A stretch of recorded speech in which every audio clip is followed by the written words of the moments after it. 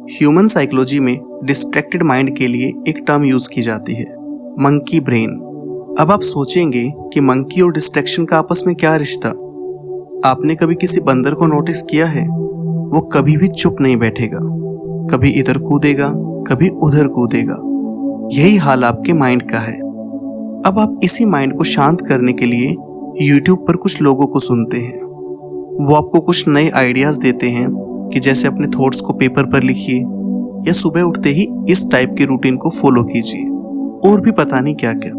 मैं ये बिल्कुल नहीं कह रहा हूँ कि वो आइडियाज गलत हैं, पर जब तक आपको यही नहीं पता होगा कि आपका ब्रेन डिस्ट्रैक्ट हो क्यों रहा है, वो आइडियाज आपकी हेल्प नहीं कर सकते।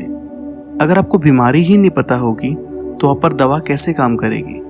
चलिए आज इसी टॉपिक को डिटेल में डिस्कस करते हैं। So welcome to my YouTube channel. My name is मोहित।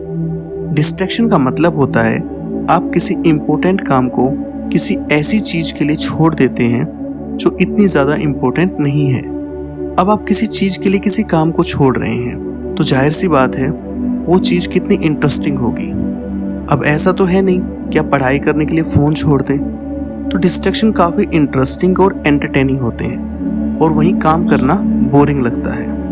अब ऐसा भी नहीं है कि डिस्ट्रैक्ट होना बुरा है। सोचो, अगर उस दिन न्यूटन एप्पल गिरने से अगर डिस्ट्रैक्ट ना होता तो आज शायद ग्रेविटी का लॉ भी ना होता। पर डिस्ट्रैक्शन बुरे तब बन जाते हैं जब आपका उन पर कोई कंट्रोल ही ना रहे और उल्टा वो आपको कंट्रोल करने लगे। मोस्टली लोग डिस्ट्रैक्शन का रीजन एक्सटर्नल फैक्टर्स को मानते हैं कि उनके फोन में गेम्स हैं इसलिए खेलते हैं, या इंस्टाग्राम का नोटिफिकेशन आ गया तो माइंड उस तरफ चला गया। किसी भी प्रॉब्लम को सोल्व करने का पहला स्टेप होता है प्रॉब्लम को एक्सेप्ट करना, उसकी रिस्पॉन्सिबिलिटी लेना। अब जब आपने यही मान लिया है कि प्रॉब्लम तो इंस्टाग्राम की नोटिफिकेशन की है, ना वो आती ना आप डिस्ट्रैक्टेड होते। अब नोटिफिकेशन को ही सीखना पड़ेगा कि हाँ, गलती तो उसी की है। अगर वो आपके काम के बीच में बार बार आएगी तो आप डिस्ट्रैक्ट जरूर होंगे। देखिए, जब तक आप स्वीकार नहीं करेंगे कि आप में ही ये कमी है कि आपका ध्यान बहुत जल्दी डाइवर्ट होता है, तब तक आप कितना भी ट्राई कर लें आप इम्प्रूव नहीं कर सकते। अगर एक गुस्सैल इंसान यही एक्सक्यूज देता रहेगा कि उसको गुस्सा दूसरों की वजह से आता है, तो उसको ठीक करने का तो एक ही तरीका है कि उसको किसी वीरान जगह पर छोड़ दो। ना रहेंगे लोग, ना आएगा गुस्सा।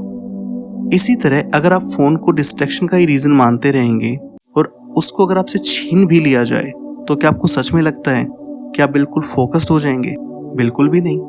फिर आप आराम से बैठकर फोन को याद करेंगे और एक नया डिस्ट्रैक्शन स्टार्ट हो जाएगा। सो दूसरों को दोष देना बंद करें और सबसे पहले ये एक्सेप्ट करना सीखें कि कमी आपके अंदर ही है और आपको खुद पर काम करने की काफी जरूरत है। आपको ये तो पता है कि आपका माइंड फोकस नहीं कर पा रहा है, पर आपके पास फोकस करने को कुछ है भी। ऐसा तो नहीं है कि आप जिन चीजों को डिस्ट्रैक्शन मानते हैं उनके पीछे आप इसीलिए पड़े हो कि आपके पास उसके अलावा करने को कुछ है भी नहीं। कुछ लोग पूरा दिन फोन में इसलिए लगे रहते हैं क्योंकि उनके पास उसके अलावा कुछ करने को होता भी नहीं है। वो तो पावर बैंक फोन से कनेक्ट करके फोन यूज करते हैं कि कहीं अगर बैटरी खत्म हो गई तो फिर क्या करेंगे। क्या आपने खुद से कभी ये सवाल पूछा है कि आपको फोकस करना कहाँ है? क्या आपका कोई एम है? अब ये सवाल सुनकर कुछ लोग तो एम ढूंढने में लग जाएंगे और उनके लिए एक नया टाइम पास बन जाता है कि लाइफ का एम फाइंड करना है। और कुछ लोग तो लाइफ का एम भी कानों में ईयरफोन लगाकर गाने सुनते हुए ढूंढते हैं। जिंदगी का मकसद ऐसे नहीं ढूंढा जाता, जिंदगी को मकसद दिया जाता है। क्या आपको लगता है कि भगत सिंह ने अपनी जिंदगी का मकसद ऐसे बैठकर सोच सोच कर ढूंढा होगा? बिल्कुल भी नहीं। उन्होंने खुद अपनी जिंदगी को एक मकसद दिया और उसको हासिल भी किया। और घर के एक कमरे में बैठकर आप अपनी लाइफ का एम डिसाइड नहीं कर सकते। उसके लिए आपको घर से निकलना पड़ेगा, लोगों से मिलना पड़ेगा, समाज की प्रॉब्लम्स को देखना पड़ेगा, धक्के खाने पड़ेंगे। तब कहीं जाकर ये समझ आता है कि एक्चुअल लाइफ होती क्या है। और जब मकसद मिल जाता है तो आपका ध्यान भी फालतू चीजों की तरफ नहीं जाता। आप किसी भी सक्सेसफुल इंसान की लाइफ को देख लो, आपको एक चीज कॉमन मिलेगी और वो है डिसिप्लिन। अगर आपकी जिंदगी में अनुशासन नहीं है तो आपका एम चाहे छोटा हो या बड़ा कोई फर्क नहीं पड़ता, क्योंकि आप उसे कभी पा ही नहीं सकते। अगर आप सुबह उठते ही फोन को सबसे पहले उठाते हैं और फिर घंटों बिस्तर में पड़े रहकर उसी में लगे रहते हैं, तो आपको बर्बाद होने से कोई नहीं रोक सकता। और प्रॉब्लम यहाँ पर फोन बिल्कुल भी नहीं है। सुबह उठकर फोन में लगने का मतलब है आपके पास उठकर कुछ करने को है ही नहीं। कम से कम फोन ने आपको उठने का एक रीजन तो दिया है।